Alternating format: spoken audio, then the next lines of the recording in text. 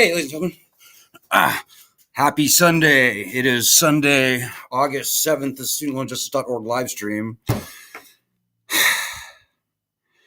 We're in the final countdown.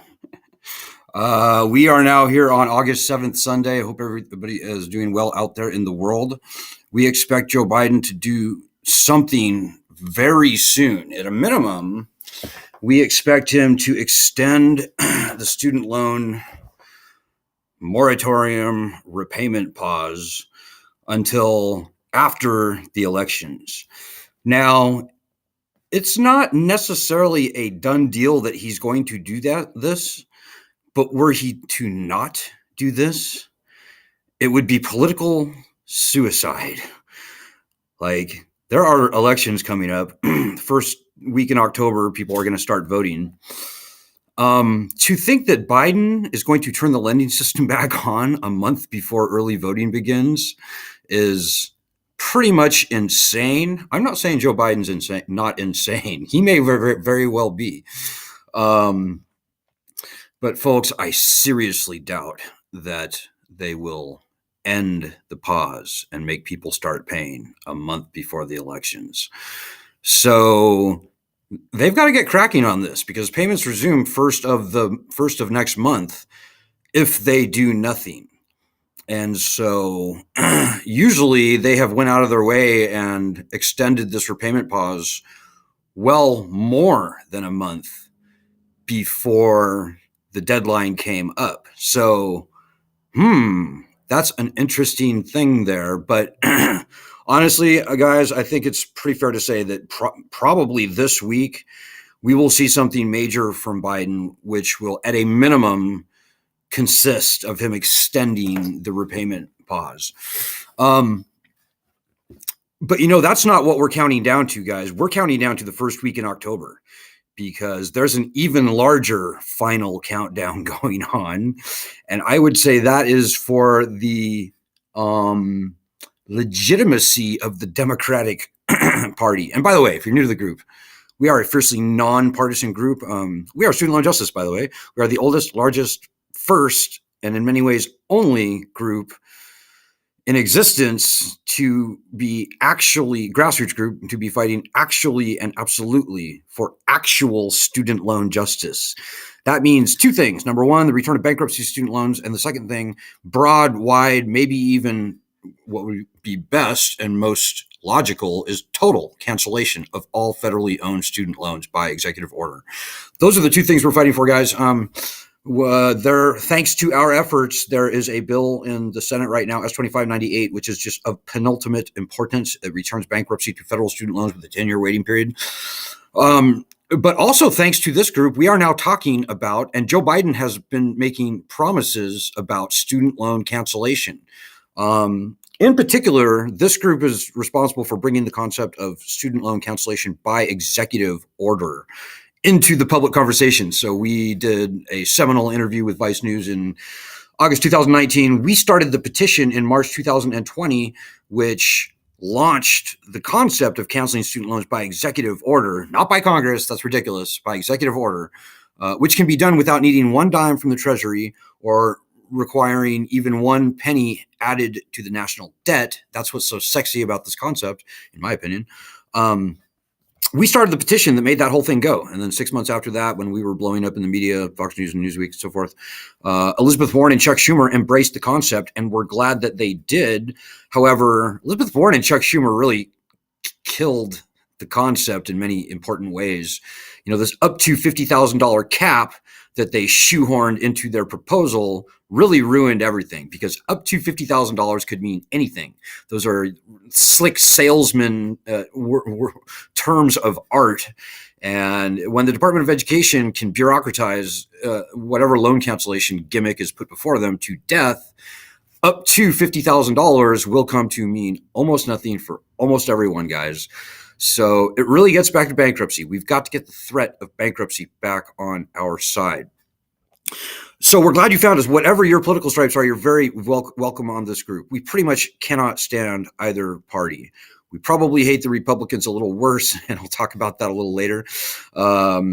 but we are fiercely nonpartisan, and whatever your political stripes may be. And more than half of student loan borrowers are either Republican or independent, by the way. Few people realize that. You are very welcome on this group, and we're glad that you're here. So we are a fiercely nonpartisan group, but we are acutely partisan aware. And right now, guys, well, put it this way: before the election, after Joe Biden made all those promises about canceling student loans, about returning bankruptcy to student loans, the 43 million distressed student loan borrowers in the country probably went out of their way to vote for Biden and the Democrats, because what Biden was saying sounded really good. And then he screwed us. And by extension, the Democrats screwed us. Biden betrayed us blatantly. So now those 43 million distressed student loan borrowers, that's out of roughly 55 million people in total with student loans, both federal and private, and cosigners. 43 million distressed borrowers in the country. We are no longer tethered at all to the Democratic Party. In fact, right now, I would say the majority, certainly of federal student loan borrowers, are quite pissed at the Democrats. And they squeaked out that last election in 2020. They won incredibly close states like Pennsylvania. Well, Georgia would be, I guess, the number one. Pennsylvania, Arizona, others. All those states that I just mentioned are absolutely racked by federal student loan debt. So we delivered those elections to the Democrats, and now it's a whole new ballgame. Now it's the time for Biden and the Democrats to deliver on those promises, which Biden can do by himself, by the way. He can cancel 87% of all student loan debt by executive order without needing permission from Congress, without needing any money from the Treasury, without adding any money to the national debt. That's all on Biden and the Democrats behind him. So they have it completely within their power to either do what they said they were going to do, aka number one, truly, in my humble opinion, is returning bankruptcy to student loans. Number two, obviously, canceling loans. Or they can not do that.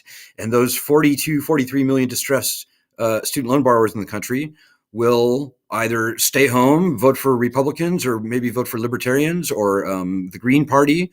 Who knows? But the Democrats are looking down the barrel of a gun. And the November midterms are coming up quite soon. Early voting begins first week in October, generally.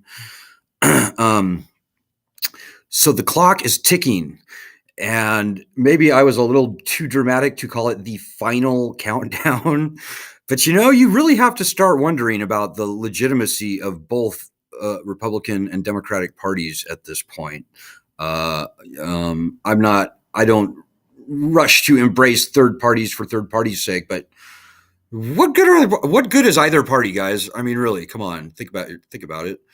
The one thing the Democrats can do, and that they promised to do, Biden, they won't do, or at least they haven't done up to this point. So anyways, I would not want to be a Democrat, right? I would not want to be Joe Biden right now. I would not want to be anybody working for him at the education department right now. Their backs are against the wall, and they've got to do something very big if they want to stave off massive defeats in November. Now, maybe I will also say this: it's really kind of a race to the bottom, because unfortunately this issue has turned into a partisan one, and it's all centered around student loan cancellation, where the D's are for it, most of them lukewarm, whatever. The squad is for it. The far left is for it. And the far and, the right, the Fox News people, etc., they are strongly against loan cancellation. Well, so the Republicans appear to be trying as hard as possible to snatch defeat from the jaws of victory in November on the student loan issue. But, I think just people not voting is probably going to be the thing that decides this election. I think we're going to have historically low turnout unless the Democrats do something to keep us on the hook, to give us a reason to vote for them. And the reason that we would have to vote for them would be at a minimum if they were to return bankruptcy protections to the loans. And between you and me, guys, bankruptcy is the most important thing. The most important policy point I have for you tonight. We've been doing this for 17 years, by the way, if you're new to the group. And I've said all these things many times before, but let me just say the most important policy point I have to make for you tonight is the fact that we will not see meaningful student loan cancellation from Joe Biden unless and until we get the threat of bankruptcy back on our side. As it exists for all other loans, by the way. Never a good reason to remove bankruptcy protections from student loans. And the founding fathers called for uniform bankruptcy laws in the Constitution, by the way, ahead of the power to declare war and raise an army. So if you have any questions or comments tonight, throw them out. I'm going to keep this short. We've got kind of a late start tonight. But the Democrats' backs are against the wall. The clock is ticking. This is kind of the final countdown to October. We are giving the Democrats essentially an informal but very important deadline of the first week in October. If they don't do something by then, they can pretty much, it's a pretty clear sign that they are not going to do anything, have no intentions of doing anything. So the sooner Biden rolls out whatever he's going to do is the better. I kind of think he may only extend the repayment pause, but the most important thing I have to tell you, the most important policy thing I already said, the most important actual thing I have for you, action thing I have for you is to tell you what we do, what this group does. This group is way more important than we look. I know I've got a tattered hat on, and I'll talk about that in just a second. But guys, I'm telling you, we are the reason that we have a bankruptcy bill, which is the most important thing. We are the reason that we're talking about student loan cancellation by executive order. What we do on this group matters big time, big time. These are the days, today and for the next roughly 7 weeks, are the days that are going to determine what happens with your student loans. This is your problem. And I can tell you, after 17 and a half now long years, when you do nothing, nothing happens. If you were ever going to do anything to fight for yourself, in the next 7 weeks would be that time. And the most efficient, effective use of your time, and this is the minimum that you should be doing if you want to get this student loan scam solved, is going to our website and doing our daily actions. Let me just bring that up for you right now. Here's the bit.ly link, bit.ly/SLJ daily action. Those things are very powerful when everybody does them. We have over 1 million people in our group. And if even 10% of the people on our group were doing our daily actions, we would have this problem solved easily by the first week in October. That's like over 100,000 people a day. Over 100,000 people a day would blow up every Twitter account, would probably shut down every phone line that we target in Washington, D.C., and that's if only 10%, 1 out of 10 of the people on our group were doing our daily actions. And they are quick and they're simple, by the way. You have to have a Twitter account, number one. Sorry about that. Even if you hate Twitter like I do, get a Twitter account if you don't have one. That's kind of got to do that. Twitter sucks, but Twitter actually works. But these daily actions comprise, Twitter stuff, but also, simple stuff like making phone calls. You can usually do 1 day worth of our daily actions in about a minute. Usually it's like, call this senator, tell them to co-sponsor S2598, or retweet this and this and this. It's like that quick. So you guys have no idea how strong we actually are. We have a massive muscle to flex. We are the pioneers. You cannot unhear that. So what you do for the next 7 weeks could mean everything for your student loans. Okay, so I'm looking for your comments right now. I hope everybody is doing well out there in the world. Quite muggy here in northern Wisconsin, for whatever reason. Oh, by the way, I'm kind of looking to have on a couple of guests on our live stream over the next week. If you have any ideas there, let me know. A couple of candidates for Congress, I think we're probably going to be interviewing probably this week. But, I kind of want to interview just some normal people too, some borrowers who have just been screwed by these loans. I think that's really what the story is. The story is about the lives that are being crushed. So if your life is being crushed and you're willing to talk about it, PM me. I'd love to have you on the podcast for a few minutes so we can chat and hang out and do what I'm doing now, but I just won't be alone and a talking head up here. It'd be a lot of fun. And I talked about the hat. Yes. We very rarely do swag, guys, but I have to ask everybody, we're selling shirts and hats right now. Lisa Ansel in Los Angeles was kind enough to get this awesome shirt design. See, it's a sort of a long sleeve type deal.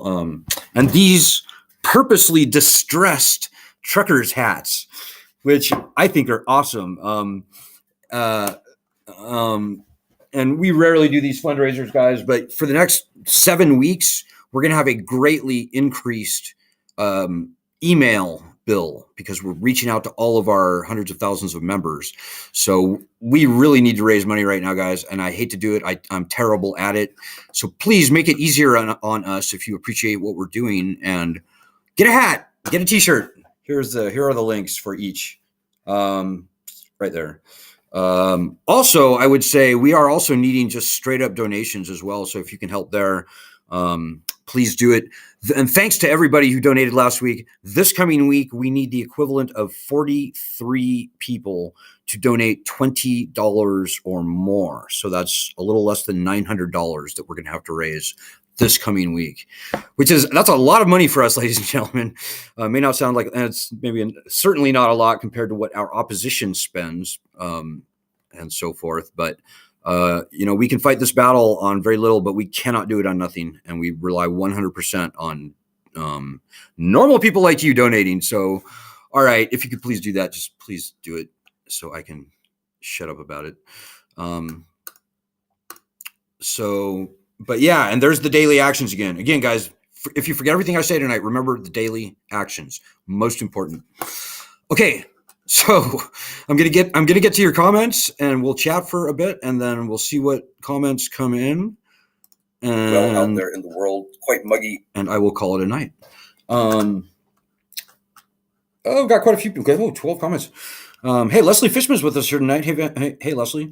Hey, Vanjie, how are you tonight? And by the way, student loans are failed and finished, and we are on the winning side of this argument. Leslie says, I'm so sick over this. No communication whatsoever for PSLF.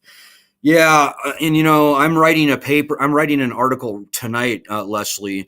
None of the income-driven repayment programs, and certainly the public service loan forgiveness program, none of those things are trustworthy whatsoever. The Department of Education is a bad faith agency. In fact, over many years and decades, the data is now in, and they have been disqualifying 99% of the people who try for all the various IDRs, income contingent repayment, income-based repayment, pay as you earn, revised pay as you earn, public service loan forgiveness. 99% of all those people are being kicked out.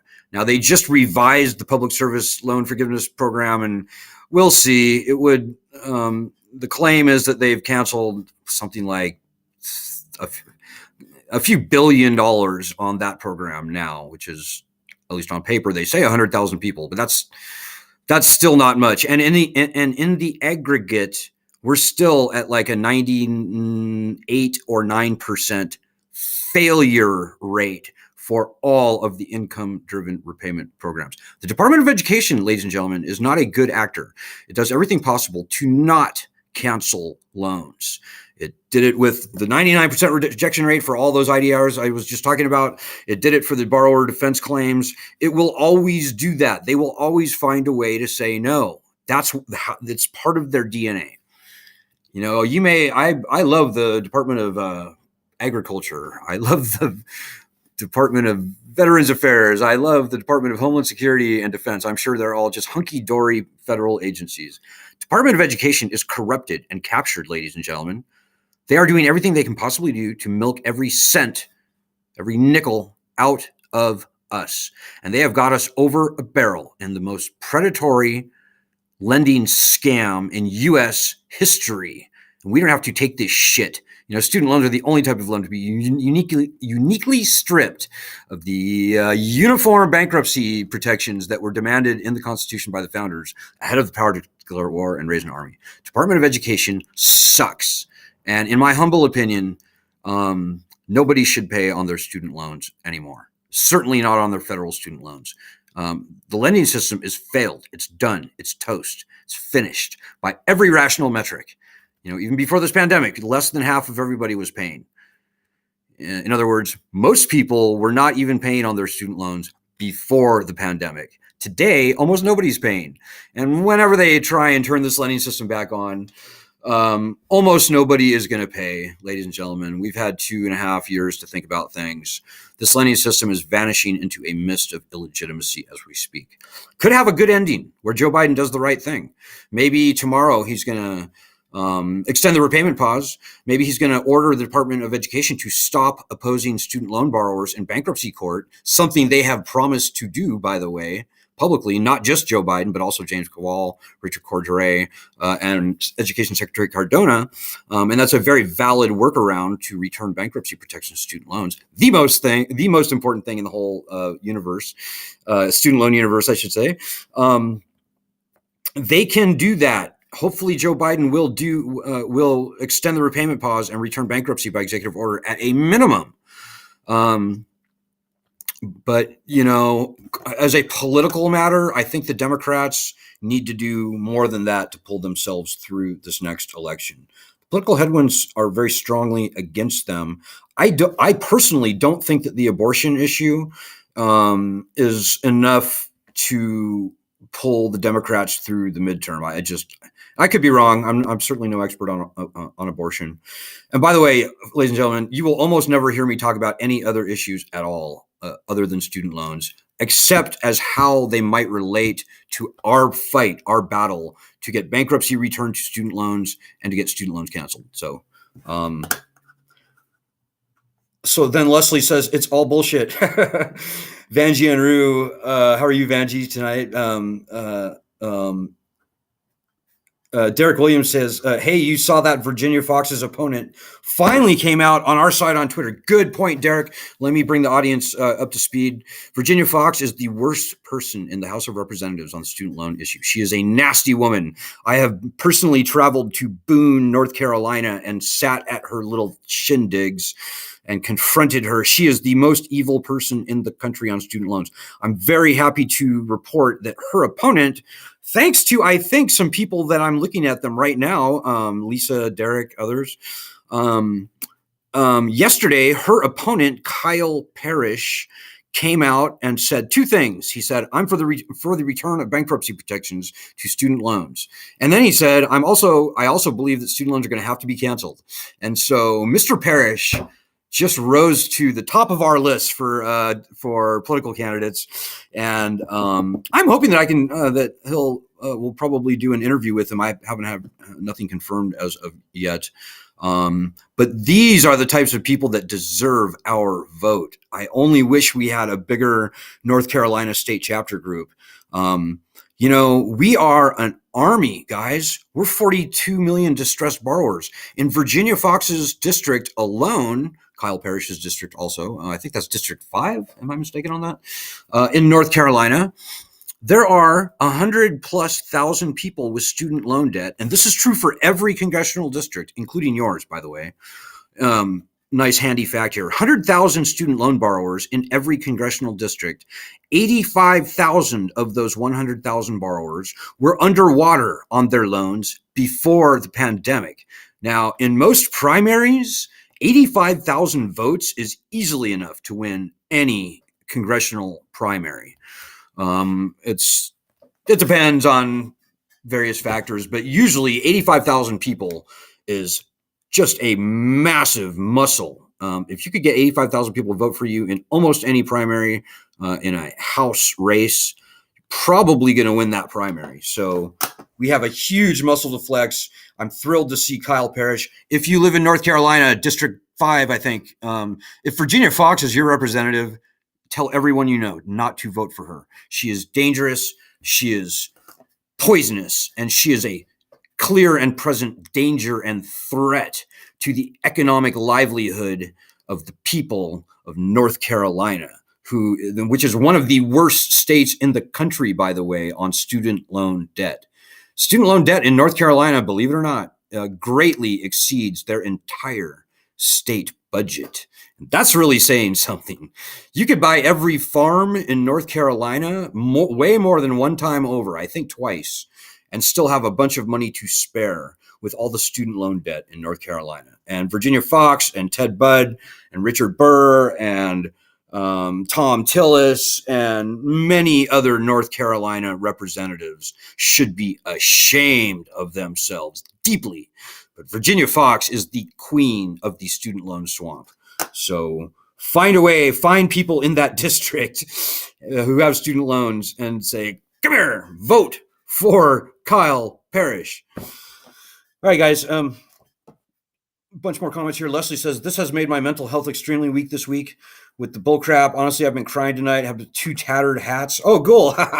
Well, thank you. I'm sorry for your pain, Leslie, but certainly thank you for getting a hat. You know, I think most people on this group, like Lisa and Terry and Leslie and Derek and other people, thousands of people actually, who are doing the work that we require to get this problem solved, I think they will tell you that it's really cathartic to fight this fight. It feels good because we are on the right side of everything, ladies and gentlemen. You have no idea. The founding fathers are definitely on our side. There's no doubt about that. The Constitution is on our side. Almost all of the haters that I have had an intelligent conversation with, emphasis intelligent, have come around to seeing our side, agreeing with us, and in many cases, at least certainly with me, apologizing to me, shaking my hand if we were in a face-to-face situation, and wishing me the best of luck. A few have even joined our group. I kid you not. Our argument is nuclear strength strong, ladies and gentlemen. And to me, it feels very good to spread the truth about this failed loan catastrophe, how dangerous it is. And, you know, we're not a partisan group, but this has become a partisan issue. Every conservative in this country should be on our side. You know, this is a big government, college enriching, some might even say socialistic lending scam. And we're finally getting through to conservatives, guys, by the way. We are finally getting through. Tucker Carlson is on our side, believe it or not. The Trump appointee who ran the federal lending program is on our side. Certainly on bankruptcy. You know, all the opposition to bankruptcy has essentially evaporated over the past 2.5 years. And we ourselves deserve a ton of credit for that fact. So it feels good to fight, guys. My point, you need to help us fight. So, all right, guys, I've gone way longer than I was planning on. It's Sunday night. I'm going to sign out right now. I'm just going to repeat, guys. Please do our daily actions for the next 7 weeks. This is the final countdown.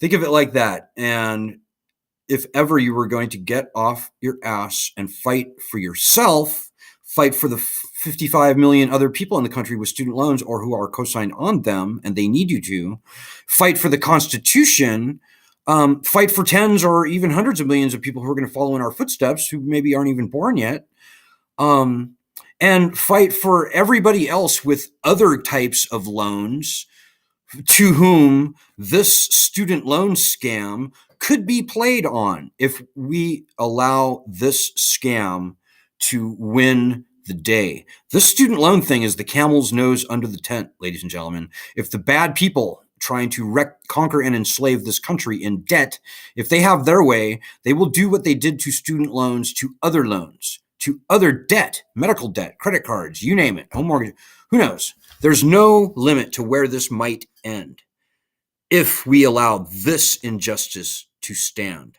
So there's a lot riding on this fight, ladies and gentlemen. We are on the right side of history.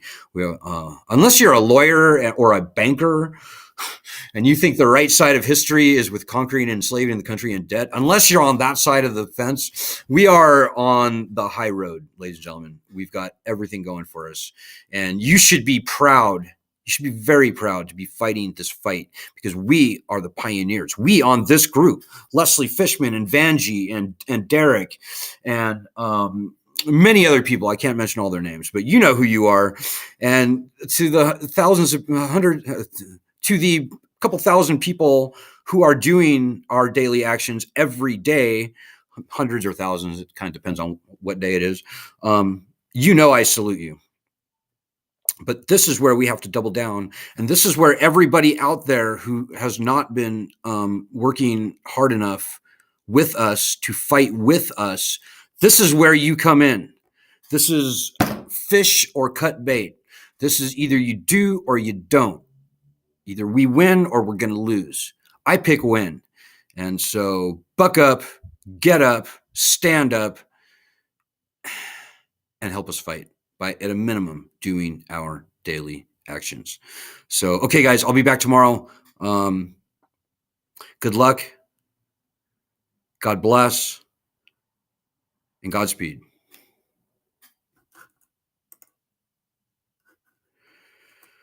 And please do your part on the donations. Just please don't make me beg. Make this fundraising easier on us, please, please, please.